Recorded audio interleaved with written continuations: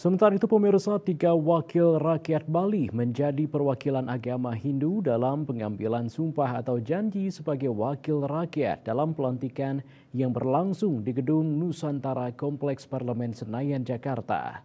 Ketiga wakil rakyat Bali diantaranya Niluh Putu Ari Pertami Jelantik saat pengambilan sumpah atau janji anggota MPR RI, Wayan Sudirte saat pengambilan sumpah anggota DPR RI, dan Ide Bagus Rai Dharma Wijaya Mantra saat pengambilan sumpah sebagai anggota DPD RI.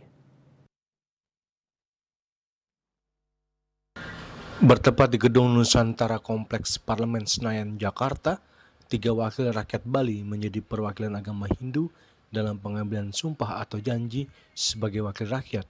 Ketiga wakil rakyat Bali diantaranya Niluh Putu Ari Pertami Jelantik di saat pengambilan sumpah atau janji anggota MPR RI, Wayan Sudirta saat pengambilan sumpah anggota DPR RI, dan Ide Bagus Rai Dharma Wijaya Mantra saat pengambilan sumpah sebagai anggota DPD RI.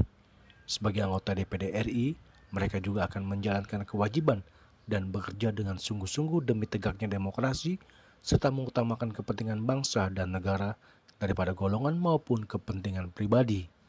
Ide Bagus Rai Dharma Wijaya Mantra mengatakan mengenai penempatan Komite DPD RI, Rai Mantra menyatakan saat ini belum penempatan tersebut. Ia juga mengatakan akan membicarakan budaya, khususnya budaya Bali yang sangat luas, karena bisa mengarah ke pendidikan, ekonomi, pariwisata, dan sosial. Ya, sebetulnya kan mungkin kalau lihat rekam jejak saya dari awal DPD kan mungkin udah jelas ya teman-teman wartawan. Memang sih secara idealisme, bagaimana istilahnya kebudayaan itu secara luas dapat dipahami. Jadi bukan hanya kebudayaan yang sifatnya itu aktif aktifan saja yang tapi tidak berwujud makanya kita sebut dengan modal budaya. Dan kebudayaan itu kan bukan hanya dengan seni aja ya, dia kan bisa hanya dia kan juga bisa secara mengembang terhadap ekonomi juga, pendidikan juga pengaruhnya.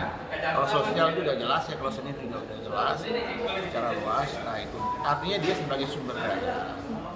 Jadi kita tuh tidak hanya mengenal di Indonesia itu sumber daya yang berwujud aja ya, mungkin kayak tambang atau apa, tapi kita juga mengenal sumber daya yang tidak berwujud.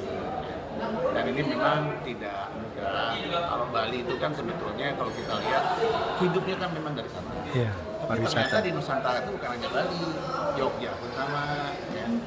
Kayak Toraja pun juga sama. Jadi ada sesuatu hal dari budaya itu mengandung satu aset intellectual capital yang mampu untuk memenuhi tatanan daripada stakeholder. Ini mungkin perlu akan dipertimbangkan dan dibahas secara dulu. Mungkin opini lah ya, opini dulu. Kalau opini ini sudah mulai berkembang bahwa di Indonesia ini memiliki sumber daya yang baik juga ya, dan ini juga diperhitungkan itu kan sangat baik. Dari Jakarta, Juli Suwarte dan Ketut Sumadiasa melaporkan.